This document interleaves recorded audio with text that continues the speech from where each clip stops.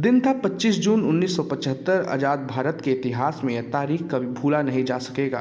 यही वो दिन था जब साल 1975 में इंदिरा गांधी के नेतृत्व वाली कांग्रेस सरकार की सलाह पर राष्ट्रपति फारूकुद्दीन अली अहमद ने देश में आपातकाल लगाने की घोषणा की। कई विपक्षी नेताओं की गिरफ्तारी शुरू हो गई, प्रेस पर सेंसरशिप लगा दी गई, हर अखबार में सेंसर अधिकारी बैठा दिया गया। उसकी अनुमति से ही कुछ भी समाचार पत्र में छप सकता था। आखिरकार 2 साल के बाद 1977 में यह सब कुछ थमा और चुनाव की घोषणा की गई। इंदिरा गांधी ने आपातकाल लगाने का फैसला क्यों किया, इसे लेकर कई कारण मौजूद हैं। गुजरात से शुरू हुआ छात्रों का आंदोलन बिहार समेत देश के हिस्सों में फैल गया। आंदोलन को मिला जयप्रकाश नारायण का नेतृत्व, इंदिरा गांधी की मुश्किलें और बढ़ाता चला गया। इन सब के बीच एक बड़ी भूमिका इलाहाबाद हाईकोर्ट के उस फैसले की भी रही जिसने इमरजेंसी लगाने की अहम पृष्ठभूमि के तौर पर देखा जाता है। इलाहाबाद हाईकोर्ट में मुकदमा राजनारायण ने दायर किया था। दरअसल 1971 में हुए आम चुनाव में कांग्रेस को जबरदस्त जीत मिली। कुल 1518 सीटों में से कांग्रेस को 2/3 से भी ज्यादा यानी 352 सीटें हासिल हुई। इस चुनाव में इंदिरा गांधी उत्तर प्रदेश के रायबरेली से 1 लाख से भी ज्यादा वोटों से जीत हासिल करने में कामयाब रही। हालांकि इस सीट पर उनके प्रतिनिधि और संयुक्त सोशलिस्ट पार्टी के उम्मीदवार राजनारायण ने उनकी जीत को इलाहाबाद हाईकोर्ट में चुनौती दे दी। राजनारायण ने अपनी याचिका में इंदिरा गांधी पर चुनाव में भ्रष्टाचार और सरकारी मशीनरी और संसाधनों के दुरुपयोग करने का आरोप लगाया। राजनारायण के वकील शांति भूषण थे। इस मुकदमे में इलाहाबाद हाईकोर्ट ने इंदिरा गांधी को चुनाव में धांधली का दोषी पाया। फैसला 12 जून 1975 को आया और जस्टिस जगमोहन लाल सिन्हा ने अपने निर्णय में उनके रायबरेली से सांसद के रूप में चुनाव को अवैध करार दे दिया। कोर्ट ने साथ ही अगले 6 साल तक उनके कोई भी चुनाव लड़ने पर रोक लगा दी। अब इस स्थिति में इंदिरा के पास राज्यसभा जाने का रास्ता भी नहीं बचा था। कोर्ट के फैसले के बाद इंदिरा गांधी के पास प्रधानमंत्री पद छोड़ने के सिवा कोई दूसरा रास्ता नहीं था। जानकारों के अनुसार 25 जून 1975 की आधी रात से आपातकाल लागू होने की जड़ में ये सबसे बड़ा कारण था। कोर्ट के फैसले ने पहले से हमलावर और आंदोलन में जुटे विपक्ष को और आक्रामक कर दिया। कुछ राजनीतिक जानकार ये भी बताते हैं कि कोर्ट के फैसले के बाद इंदिरा गांधी इस्तीफा के लिए तैयार भी हो गई थी। हालांकि ऐसा कहते हैं कि संजय गांधी सहित कुछ सलाहकारों ने उन्हें इस्तीफा नहीं देने की सलाह दी और इस तरह इमरजेंसी का अध्याय लिखा गया।